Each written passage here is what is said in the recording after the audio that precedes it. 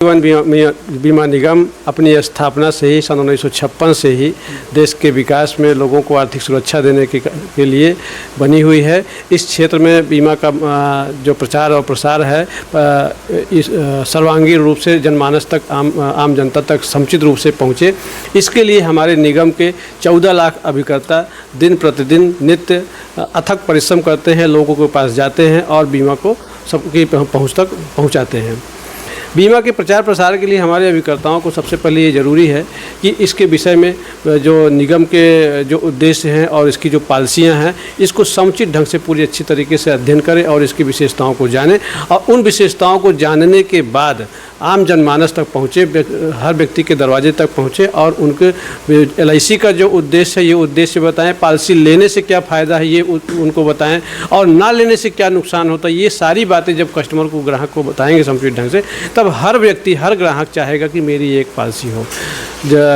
जब से हमारी NDA की सरकार आई है, भारत सरकार का ये उद्देश्य रहा है कि हर व्यक्ति का एक बैंक में खाता हो। उसके लिए उन्होंने जनधन योजना शुरुआत की थी, जिसके माध्यम से 14 करोड़ बैंक अकाउंट भारत सरकार ने खोले थे। उसी प्रकार ये सरकार का उद्देश्य है कि 2047 तक हर व्यक्ति की पहुंच तक बीमा हो। आज भी हमारे देश में लगभग 70 से 80% लोगों को बीमा नहीं है। तो ऐसे में सरकार का उद्देश्य है कि 2047 आने से पूर्व ही हर व्यक्ति को बीमे से आच्छादित किया जाए। इसके लिए भारत सरकार और LIC भी निरंतर अनवरत प्रयासरत है। जो इसकी नियामक संस्था है बीमा नियामक विकास प्राधिकरण IRDA, वो भी सतत इस दिशा में प्रयास कर रही है। अभी हाल ही में उसने 1 अक्टूबर से अमूलचूल परिवर्तन बीमा के क्षेत्र में किया है, जिसके माध्यम से बीमा का सर्वांगीण प्रचार और प्रसार हो सके। इसके लिए हमारे एजेंट महत्वपूर्ण कड़ी है। अब इसके अलावा चूँकि अभिकर्ताओं का जो व्यवसाय है वो सीमित होने की वजह से IRDA और LIC दोनों इससे बाहर जाके अन्य चैनलों पर भी बातचीत कर रहे हैं कि अन्य चैनल भी डेवलप हो सके।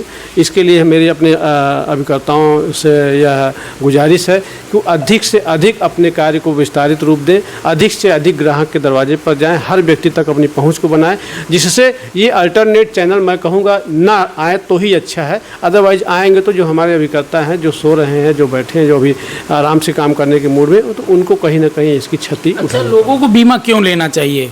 बीमा लेना इसलिए ज़रूरी, जैसे एक प्रकार की आर्थिक सुरक्षा होती, किसी उस प्रकार की कोई घटना होती है जिससे उस परिवार को क्षति पहुंच सकती है। उस क्षति को तो पूरी नहीं की जा सकती है, लेकिन यदि उस व्यक्ति का बीमा अगर है तो उस परिवार के मुखिया के ना रहने पर उसका परिवार सड़क पर नहीं आता है और उसको एक आर्थिक सुरक्षा उससे मिल जाती है। जैसे LIC है और कंपनियां हैं, प्राइवेट है, तो वो भी आ रही हैं, तो लोगों को किस में इन्वेस्ट अपना पैसा करना चाहिए?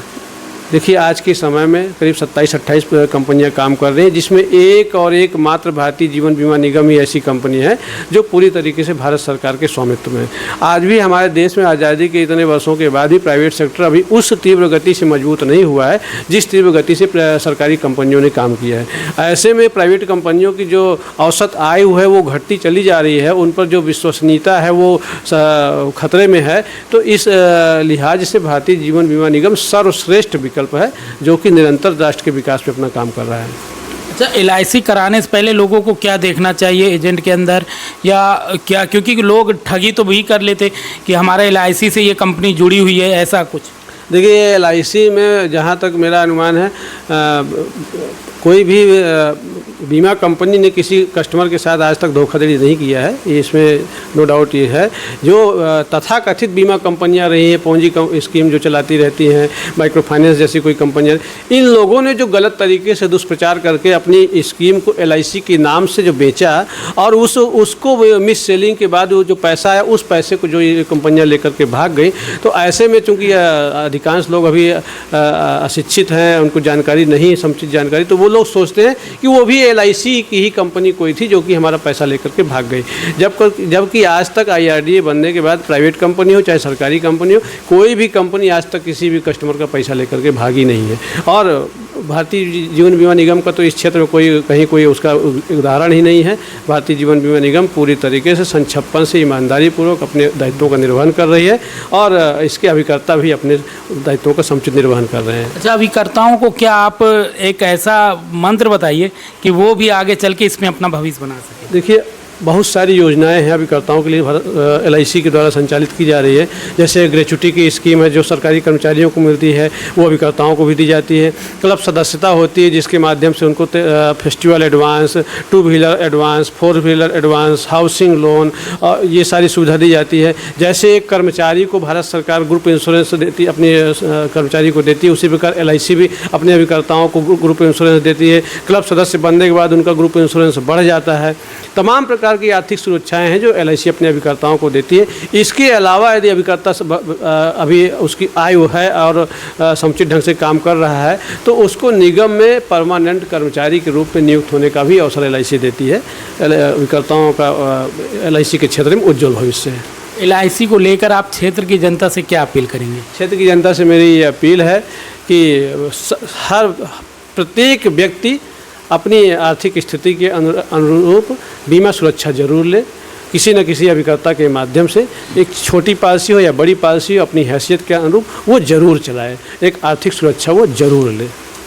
जैसे कहा गया है, लोग कहते भी हैं हम LIC क्यों लें। सर ने पूरी बात का आंसर दिया है कि LIC बहुत ही ज़रूरी है, क्योंकि जब लोग इस धरती पे आते हैं और इस धरती से बाद जाते हैं तो उनकी कमी लोगों को खले ना, उनके घर वालों को ना खले, और या उनको दिक्कत परेशानियों का सामना ना करना पड़े आर्थिक पैसा, क्योंकि इस महंगाई में थोड़े से अगर बचत से हमारा परिवार हमारे जाने के बाद भी सुरक्षित रह सके और खुशहाल रह सके तो LIC कराना चाहिए। तो इसी तरह की बातें लेकर मैं फिर आपके सामने हाजिर हूँगा। मैं रविशंकर गुप्ता, जिला चित्रकूट से।